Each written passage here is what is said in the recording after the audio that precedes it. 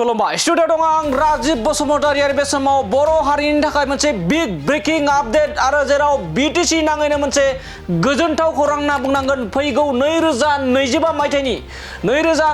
मायथाइनि फेब्रुवारि दाननि गेजेरावनो बर' हारिनि थाखाय मोनसे गोजोनथाव खौरां जानो थांगासिनो दं आरो गोजोनथाव खौराङा बेनो जाहैबाय फैगौ फेब्रुवारि दाननि गेजेरावनो बीटीसीनि मोनफ्रोमबो बियाबा एबा 40 निफ्राय 60 बियाब जानो थांगासिनो दं आरो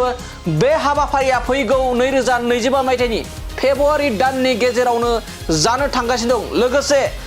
125 एमेन्डमेन्ट बिलखौबो फैगौ फेब्रुवारि दानावनो लाबोनाय जासिगोन होननानै गोख्रों बाथ्रा बुंदों मिरु दुलाराय बर' फरायसा आफादनि लेङाइ आफादगिरि खोरोमदाव औवारी बिथाङा। जेराव नोंथांमोना मिथिगौ 2020 मायथाइनि 27 जानुवारि खालाराव बर' हारिनि गेजेराव थामथि गोजोन गोरोबथा एबा जारिमिनारि गोरोबथा जानानै थाङो आरो बेनि गेजेरजों एरिया एक्सटेनसन जानायनि बाथ्राफोरा गोबां राजखान्थि बिथिंजों लोगोसे गोबां दोलो आफादजों एबा बर' हारिनि माहारि आफादनि गेजेराव गोबां दान्थे बिदान्थेया सोलिबोगासिनो दंमोन। नाथाय बे समाव रोखा बाथ्रा बुंदों आरो बर' हारि नाङैनो मोनसे गोजोनथाव खौरां होनना बुंनांगोन। जेराव आथिखालाव बीटीसीआव मोन 40 बियाब दं, नाथाय फैबाय थानाय समाव थामहिनबा फेब्रुवारि दाननि गेजेरावनो गासै 60टा बियाब जानो थांगासिनो दं। लोगोसे बिटिआर गोजोन गोरोबथानि गेजेरजोंनो एरिया एक्सटेनसननि खामानियाबो जानो थांगासिनो दं होननानै बे समाव बाथ्रा बुंदों। जेराव सरकारखौ बे समाव दुलाराय बर' फरायसा आफादजों लोगोसे बर'नि गोबां माहारियारि आफादफोरा बिटिआर गोजोन गोरोबथानि दफाफोरखौ मावफुंनायनि थाखाय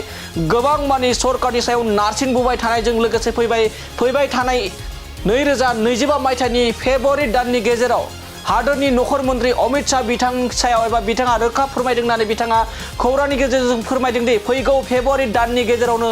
बीटीसीनि गासै मोन 40 निफ्राय 60 बियाबा जानो थांगासिनो दं। लोगोसे 125 एमेन्डमेन्ट बिलखौबो थाबैनो एबा फेब्रुवारि दाननि गेजेरावनो लाबोनाय जासिगोन होननानै बे समाव मिरु दुलाराय बर' फरायसा आफादनि लेङाइ आफादगिरि खोरोमदाव औवारी बिथाङा बे समाव बाथ्रा बुंनायखौ बे समाव नुना मोननाय जादों। दानिया फैदो बिदिब्ला फैबाय थानाय फेब्रुवारि दाननि गेजेरावनो बर' हारिनि थाखाय माबायदि मोनसे गोजोनथाव खौरां लानानै फैगासिनो एबा जानो थांगासिनो दं बेखौ लानानै मिरु दुलाराय बर' फरायसा आफादनि लेङाइ आफादगिरि खोरोमदाव औवारी बिथाङा खौरांनि गेजेरजों माबायदि फोरमायदों जों फै बिथांनिफ्राय आबुङै मिथिना लानि। जिबादि माखासे पर्यायसिम गोबां दफाखौ मावफुंनाय जाबाय, आसाम सरकाराबो मावफुंबाय